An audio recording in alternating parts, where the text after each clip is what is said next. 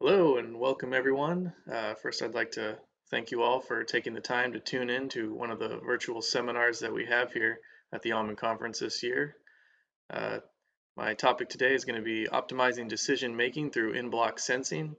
My name is Anthony Mell. I'm a research agronomist here with Semios and very eager to share with you today some of the new tools and products that we have regarding irrigation management. So what data can you use to inform irrigation decisions? Well, to answer this question, we need to first consider what are the conventional approaches to irrigation scheduling that are currently available to us. These conventional approaches can be categorized into balance-based, soil-based, and plant-based techniques.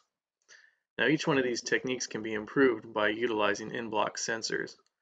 For the balance-based approach, you'd be using weather sensors that measure climatic variables. For a soil-based approach, you'll be looking at soil moisture probes that measure volumetric water content or plant available water.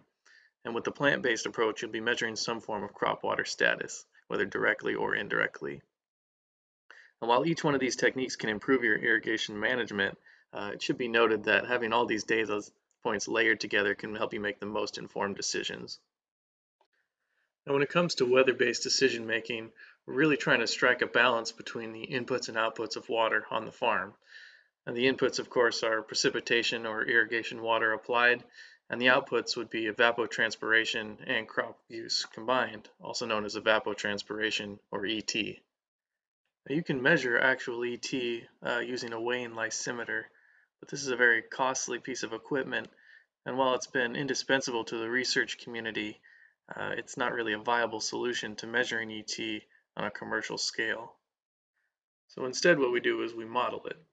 And we do this by placing a weather station on a well-watered grass reference crop. Now the weather station will measure different climatic variables such as radiation, temperature, wind speed, humidity, and others. And these variables are put into the Penman-Monteith equation that you see at the bottom of your screen here. And what this provides us with is potential evapotranspiration, or ETO. We then take this and modify or multiply it by a specific crop factor, or KC value, and this then provides us with evapotranspiration and crop use per day, either in inches or millimeters. California has a great resource of reference ET data provided by the network of Semios weather stations. Many growers are likely using monthly average reference ET data based on the zone or specific region that they're located. Still, others may take the added step of downloading ET data from a proximate Semios weather station. And while this is a great resource for farmers in the state, it does have some drawbacks. For one, using monthly average historical data can show a lot of variance, especially from one year to the next. Furthermore, the nearest active Semios weather station can result in measurable differences in some of the climatic variables. As you can see in the map here, there's an increasing density of Semios customer in-block weather stations compared to Semios stations. Now, the benefit of having all of these in-block weather stations is that we can now model and generate site-specific ET. Now, the value of this is that whereas you would normally only have one singular ET value or ETC value for the week or for the day for your entire property, we can now provide you with adjusted ETC values for each block or irrigation set that you choose to configure. So in addition to providing site-specific ET data, we can also generate these spatial crop water requirement maps, such as the one as you see in the image here. Now each one of these dots on the map is represented by a mating disruption pheromone aerosol dispenser. Now in addition to dispensing pheromones, each one of these units also measures temperature as well as relative humidity.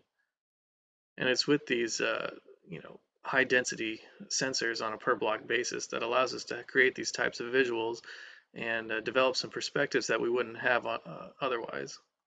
The map that I've generated here is looking at an entire growing season's worth of crop water demands for several almond blocks, and you can see in some cases that there is a large difference in certain clustered areas, in some cases anywhere from 2 to 3 inches in differences in water demand. And so being able to step back and look at this entire season's worth of crop water demands within a block and for all your blocks on your property, it starts to develop some incentive as well as some guidance on how to develop maybe a variable rate irrigation program. Now, thus far, I've only discussed how we measure and model outputs of water on the farm. And of course, that's only one side of the water balance. So now I'd like to take some time to discuss some of the sensors that we use to measure the inputs of water on the farm. Our weather stations are equipped with rain buckets that record precipitation data and provides it to the grower in real time. Irrigation is measured by placing sensors on lateral lines to determine on-off times. These on-off times can then be used to determine volume applied. But these inline sensors provide an increased amount of traceability on the farm. Growers are able to validate if their plans were executed, and furthermore, they can use these sensors to identify deviations and possible issues in the field without actually having to be there during an irrigation event. Monitoring irrigation activity is quite simple with the Semios Live app. In the map on the left, you'll see a bird's eye view of a grower's entire property. Each of the highlighted blocks represents an individual irrigation set that is run independently of one another. Each one of the drop icons denotes where in that particular block the sensor is located. And the green lines in the table on the right indicate precise on-off times for each individual set, while the column on the right provides you with the total runtime for each irrigation set for that particular week. Alright, well, so far I've only really discussed the weather-based decision approach to irrigation scheduling, and as you can see, there's a lot of incoming data points, and it can get complicated really fast. So what we've done is we've designed the irrigation planner tool, which integrates all these incoming data points into one singular platform. And so what you have here is your daily weather forecast. You have your daily crop water requirement. You have your daily precipitation recorded. And you have your inline sensors that are calculating your irrigation volume applied. And so this results in a fully automated water balance tool that you can track in real time. The automated water balance feature is just one aspect of the irrigation planner, and as the name suggests, you can actually plan and schedule your future irrigation events. Once you've developed your upcoming irrigation schedule for the week, you can actually share your irrigation plan with the click of a button with your foreman or irrigator. And again, this goes back to increasing the amount of accountability and traceability on the farm that just really isn't possible without any type of remote sensing. Alright, so with that, I'd like to move on to a discussion of soil-based approaches to irrigation scheduling. Now, whether you're using your hands to assess soil moisture or you actually have probes in the ground connected to data loggers, there's a lot of room for error when it comes to interpreting soil moisture data. A lot of the commercially available and reliable probes on the market provide soil moisture data in terms of volumetric water content. Now, the problem with volumetric water content, or VWC, has to do with soil type and specifically soil texture. For example, a soil with a very sandy soil type with a VWC of 20% will not have the same available water content as a heavy clay soil with a VWC of 20%. And when we consider just how variable soil type can be at different locations and at depths, it can get really complicated in terms of trying to use VWC as an actionable decision point for triggering irrigation.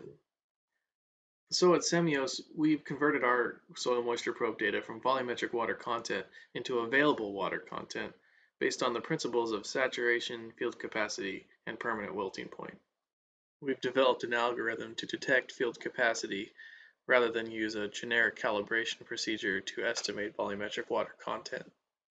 And so ultimately what we provide the grower with is available water content, which is a normalized value between 0 and 100%. And after all, what we truly care about is what is available to the plant. So before moving on to a review of our soil moisture probe data, let's first define some of these properties of available water content. Saturation refers to a point where all the soil pores are completely filled and water flows freely as a result of gravity. This could be deep percolation and or surface runoff. Field capacity refers to the maximum amount of soil moisture that a soil can hold at one point, and water is no longer moving freely from these pores. And finally, permanent wilting point refers to the point when plants can no longer extract water freely from the soil. Alright, so here is an example of our soil moisture probe data on the Semios Live app. And as you can see, the soil moisture information is presented in terms of available water content. And as you can see, the lateral lines shown here represent available water content in terms of the three principles that we just discussed. That bottom red line being 0% available water, also known as permanent wilting point. 100% or the blue line being field capacity, and anything above 100% being a point of saturation. Now the third line that you see there is the green line, which is your managed allowable depletion line, also known as your MAD line. And this is essentially your trigger point for when you should start your irrigation event. And as you can see in the upper right hand corner, you can actually edit your MAD line in terms of percent of available water content. So the MAD line is a user-defined feature that can be adjusted throughout the growing season. Here we see it set at 70% of available water capacity. And here we see the MAD line drop down to 40%. And this may be applicable during, say, a period of dormancy and or perhaps during a period of regulated deficit irrigation control. So you'll see in this example that there are several lines, and each one represents a particular depth for the soil moisture probe. And while having several depths at once displayed on your graph can provide a lot of insight into how the soil moisture is moving throughout your soil profile, it can get pretty complicated when it comes to determining when to irrigate. And so we've simplified things by allowing you to average the selected depths of interest. And this provides you with just a singular line. And all you need to do really is maintain that line between your FC and MAD thresholds. Using the incoming probe data on the user interface to maintain soil moisture between FC and MAD lines is a fairly straightforward process. But how can we use all of this incoming data to improve future scheduling of irrigation events? We're leveraging all of our incoming data to create a model at the sensor level. We begin by capturing the current soil moisture status at the point when irrigation is first triggered. We then monitor how the soil moisture is refilled and then depleted over a set period of time. We then take this ingested data to develop a predictive model, and this model can actually simulate how soil moisture is affected based on different irrigation run times that are planned and scheduled. This soil moisture prediction tool will continue to improve over time as the model identifies certain areas of the simulated forecast that either overestimate or underestimate soil moisture based on the actual results that the probe reads. Now the idea here is to have the soil moisture prediction model embedded into the irrigation planner tool. The grower can then plan out their irrigation schedule and input values either in inches or hours per day, and they can actually visualize and see the differences in soil moisture in the graph down at the bottom. Being able to simulate and visualize the effects of future irrigation events on soil moisture is a very powerful tool that'll keep the grower one step ahead in terms of management decisions. Right, so with that, I'd like to move on to a discussion of the plant-based approach to irrigation scheduling. So with the plant-based approach, we're trying to measure crop water status in some way. And we use these measures of crop water status as a signal for when we should next irrigate. This approach is best used in conjunction with soil-based as well as weather-based approaches because while it can tell you when to irrigate, it doesn't necessarily tell you how much to irrigate. When it comes to measuring crop water status, we can either do this directly or indirectly. Using a pressure chamber or a pressure bomb to measure stem water potential would be an example of a direct-based approach to measuring crop water status. While the pressure chamber is a proven and well-documented technique, it's a very labor-intensive process, and furthermore, it requires a developed skill set to avoid any kind of operator error. But now we're seeing some new sensors emerge onto the market that still provide that direct stem water potential reading, but in a fully automated fashion. Still, there are other automated sensors on the market, and while they don't measure water potential directly, you can still use them to estimate crop water status pretty efficiently. In the image on the far right, you'll see we have a trunk dendrometer sensor that's installed. And the trunk dendrometer measures trunk diameter, and it's able to capture the diurnal fluctuations of the tree and exhibit any changes in the trunk diameter. So we're using those trunk dendrometers that I showed you in the previous slide to measure the expansion and contraction of the trunk diameter. We can then take this data to generate daily values of crop water stress. And how a lower daily recorded value represents an unstressed condition, whereas a higher value is going to represent a higher water stress. Now the numbers may seem a bit arbitrary to a grower, so instead what we've done is we've color-coded them based on the level of stress recorded. Now this particular example here really demonstrates how one in-block sensor is related to another. You can see in the circled region on the left there, the soil moisture profile has fallen below the managed allowable depletion for several days in a row, and as a result, the water stress indicators from the trunk dendrometer have continued to increase. And then you can see in the circled region on the right that it took several days of the soil moisture profile being refilled above the MAD line until those plant health indicators went back to a low stress scenario. And these plant health indicators that are provided daily will also be integrated into the irrigation planner view on the Semios Live app. Now having them all here in one view really allows you to see how your weather-based and soil-based approaches to irrigation scheduling are having an effect on your plant water stress. And again, that's one of the greatest advantages of this irrigation planner. You can take all these disparate sets of data and integrate them into one singular management tool. And as we've seen, each one of these in-block sensors provides a unique and important set of data to the irrigation planner. We have our weather stations, which provide necessary climatic variables. We have our in-block sensors that provide us with daily crop water requirement values.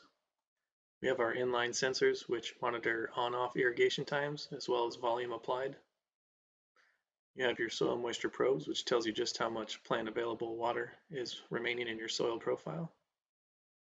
And we have our plant-based sensors, which provide us with a measure of crop water stress. All right, so let's do a quick recap of what we've discussed here today. So I provided a review of the weather-based, soil-based, and plant-based approaches to irrigation scheduling and demonstrated in multiple cases how Semios in-block orchard sensors can improve both the precision and accuracy of each approach. And we showed how having multiple data points layered into one irrigation planner allows for easy cross-referencing of multiple water status indicators. We saw how this level of granular insight can help you evaluate the impact of your irrigation plan. We looked at how Semios can provide the ability to monitor the execution of your irrigation plan. And finally, we looked at how Semios can provide a singular platform to help make the most well-informed decision when it comes to irrigation scheduling. And this platform not only allows for remote control and sensing, but it also enables the user to adopt and implement future automation. So that completes the presentation that I have for you today. Again, I'd like to thank you all for taking the time to listen in, and I look forward to answering any and all questions that you might have. And with that, enjoy the rest of your 2020 Almond Conference. Thank you.